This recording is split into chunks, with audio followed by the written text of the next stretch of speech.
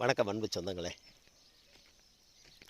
இன்றைக்கி நாம் உடலுக்கு வரக்கூடிய நோய்கள் அல்லது குறைபாடுகள் எதனால் வருது, ஏன் வருது, எப்படி வருது. நாம் ஏதோ ஒரு ப்ராப்ளம் நமக்கு இருக்குன்ட்டு டாக்டர்கிட்ட போகிறோம். என்ன சொல்கிறார்? எல்லா மருத்துவர்களும் எல்லா மருத்துவ முறையும் சொல்லக்கூடியது ஒரே விஷயந்தான். மனதில் ஏற்படக்கூடிய குழப்பந்தான் நோய்களாக மாறுது. இப்போ மனசு சரி பண்ணுனா நோயை சரி பண்ண முடியும். இப்போ நாம் எதுக்கு வைத்தியம் பார்க்குறோம்?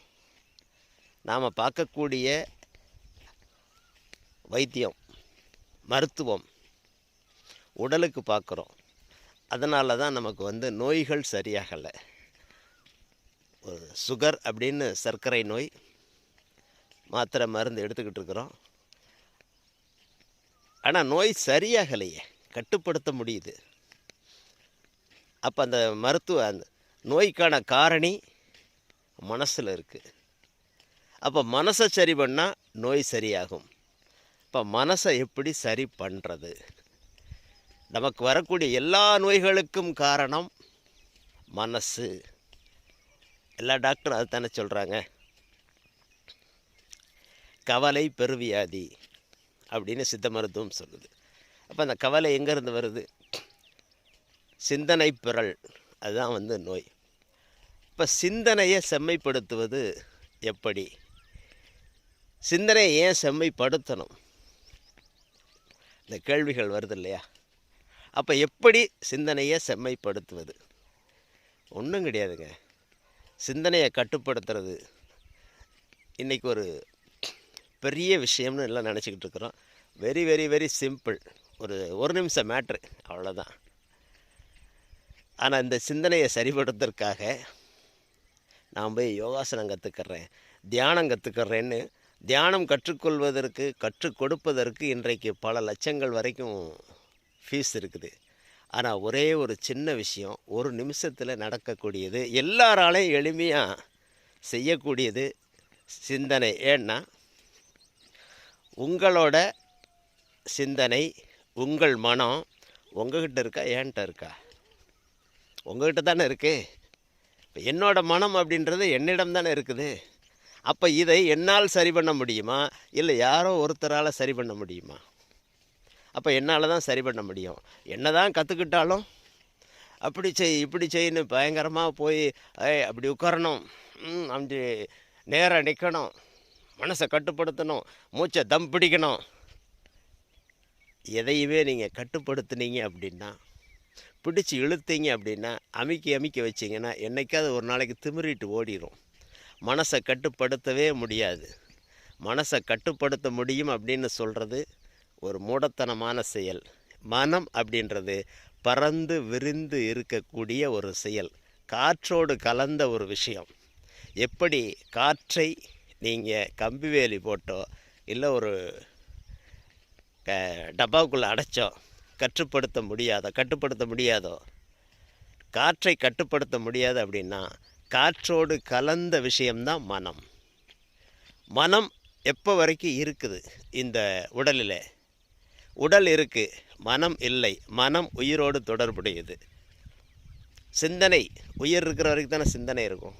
உயிர் இல்லைன்னா அப்போ அந்த உயிர் எதோட தொடர்பு இருக்கிறது? காற்று. இந்த காற்று உடம்புக்குள்ளே வந்துட்டு போகிற வரைக்கும் தான் உயிர் இருக்கும். அப்போ காற்று, உயிர், மனம் மூணும் ஒன்றோட ஒன்று தொடர்பில் இருக்குது. இப்போ இதை யாரும் கட்டுப்படுத்த முடியுமா? கண்டிப்பாக கட்டுப்படுத்த முடியாது. மனதை கட்டுப்படுத்த சொல்லிக் கொடுக்குறேன் அப்படின்றது அது ஒரு மூடத்தனமான செயல். கட்டுப்படுத்தவும் முடியாது. ஆனால் அதன் போக்கில் விட்டுட்டீங்க அப்படின்னா, விட்டுட்டீங்க அப்படின்னா எவ்வளோ தூரம்தான் ஓடும்? ஓடி தான் பார்க்கட்டுமே. ஒரு நேரத்தில் ஓடி ஓடி ஓடி ஓடி போய் அதுவே தவிச்சு போய் நின்றோம். மனதை நிலைப்படுத்த முடியும், கட்டுப்படுத்த முடியாது. அப்போ நிலைப்படுத்துவது எப்படி? சிந்தனையை கவனிச்சுக்கிட்டே இருங்க. உங்களை நீங்கள் கவனிச்சுக்கிட்டே இருங்க. எந்த செயல் செஞ்சாலும் அதை கவனிங்க. சிம்பிள், வேலை முடிஞ்சது. இப்போ நாம் என்ன பண்ணுறோம், உதாரணத்துக்கு ஒரு 8 மணிக்கு ட்ரெயினில் ஒரு ஊருக்கு போகணும். வீட்டில் கிளம்புறோம், 7 மணிக்கு கிளம்புறோம். கிளம்புறப்பே என்ன நினைப்போம், ட்ரெயின் இன்றைக்கி வருமா வராதான்னு தெரியலையே, ஒரு வேளை லேட்டாக வருமா இல்லை ஒரு ஃபாஸ்ட்டாக போயிடுமா, ட்ரெயின் நம்ம விட்டுருவோமா, வீட்டிலேருந்து ஆட்டோ கிடைக்குமா கிடைக்காதா தெரில, ட்ரெயின் சரியான நேரத்துக்கு தான் வருமா இல்லை போகிற ட்ரெயின் ஏதாவது ஒன்று ஆயிருமா. இப்படி ஒரு செயல், ஒரு ஊருக்கு கிளம்புனா கூட அதை பற்றின சிந்தனைகள், நேர்மறையோ எதிர்மறையோ ஏதாவது சிந்திச்சுக்கிட்டே இருக்கிறோம். இந்த செயல் ஏதாவது உங்கள் கட்டுப்பாட்டில் இருக்கா? ட்ரெயினை உங்களால் வர வைக்க முடியுமா, இல்லை ட்ரெயினை உங்களால் போக வைக்க முடியுமா, ட்ரெயினை ஏதாவது செய்ய முடியுமா? நம்ம செயல் என்ன, நம்ம கிளம்பி 8 மணிக்கு ட்ரெயினுன்னா ஒரு 1/4 மணி நேரத்துக்கு முன்னாடி 7:45க்கு ஸ்டேஷனுக்கு போகணும். அந்த செயலை மட்டும்தான் நாம் செய்யணும். ஆனால் நாம் சிந்தனை எப்படி, பொண்ணு பார்க்க போகிறீங்க, பொண்ணு கருப்பாக இருக்குமா சிவப்பாக இருக்குமா, பொண்ணுக்கு நம்மளை பிடிக்குமா பிடிக்கலையா தெரியலையே, பொண்ணு படிச்சிருக்குமா படிச்சிருக்காதா தெரியலையே, பொண்ணு நம்ம குணத்தை அனுசரித்து போகுமா எப்படின்னு தெரியலையே. இது இங்கேருந்தே நாம் குழப்பிக்கிறது நம்மளை. இது எதுவுமே நம்ம கட்டுப்பாட்டில் இல்லையே. இதெல்லாம் அங்கே போய் தெரிஞ்சுக்கிடலாமே, அது பிடிக்குதா பிடிக்கலையா, எதுனாலும் ஏற்றுக்கிட்டு தான் ஆகணும். இப்படி எந்த ஒரு செயல் நாம் செய்தாலும், நாளைக்கு செய்ய போனாலும் அதை பற்றிய சிந்தனை குழப்பம், சிந்தனை என்பது வேறு, குழப்பம் என்பது வேறு, குழப்பிக்கிட்டு இருக்கிறது. நாளைக்கு ஒரு செயலை செய்ய போகிறோம்னா இந்த செயலை வடிவமைப்பது அப்படின்றது வேறு. இந்த செயலை எப்படி செய்யணும், இன்னும் அதை நல்லா செய்யணும், அதில் சக்ஸஸ் ஆகணும், அதுன்றது வேறு. அந்த சிந்தனை செயல் பற்றிய குழப்பம் என்பது வேறு. இந்த மனக்குழப்பம்தான் நோய்களுக்கு காரணி.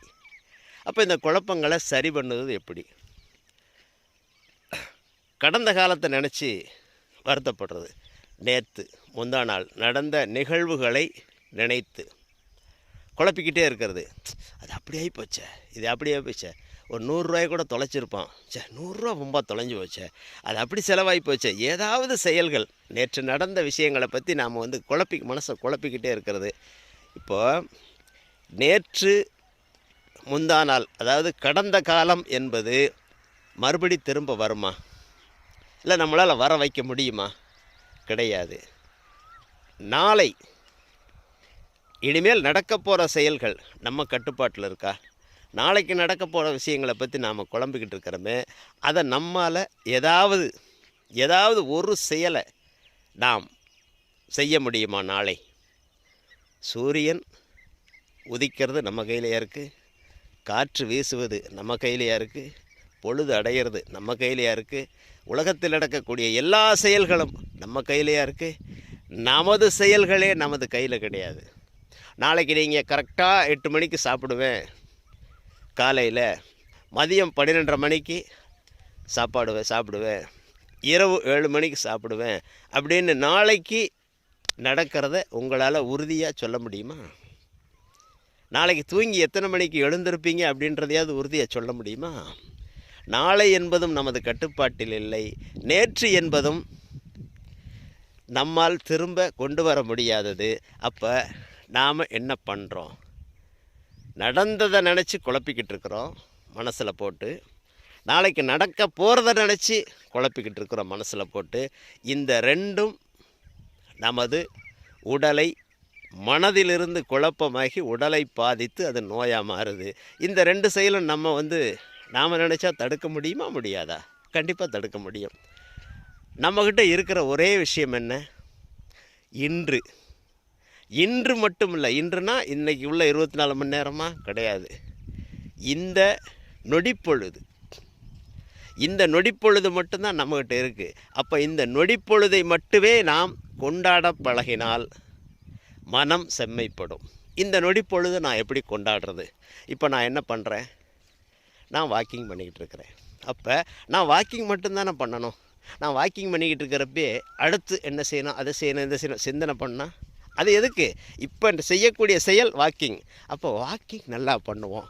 இதை கால் அசைக்கிறது, கை அசைக்கிறது, மூச்சை வாங்கிறது, விடுறது, இதை நான் உணர்ந்து கொண்டே செய்தால், இந்த செயலை நான் உணரணும்.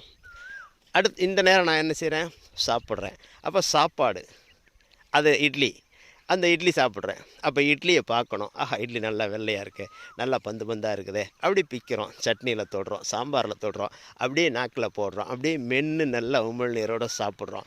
இந்த செயலை மட்டும் ரசித்து சாப்பாடு தட்டை ரசிக்கிறோம், தட்டில் இருக்கிற இட்லியை ரசிக்கிறோம், சாம்பாரை ரசிக்கிறோம், சட்னியை ரசிக்கிறோம். அப்படியே அதை புட்டு முக்கி நாக்கில் போட்டு அப்படியே சுவைச்சி மென்று உள்ளே அப்படியே உள்ளே போகிறத ரசிக்கிறோம். சாப்பாடு எந்த செயல் நீங்கள் செய்கிறீங்களோ அந்த செயலோடு ஒன்றிவிட்டால் அது மட்டும்தான நிதர்சனம்.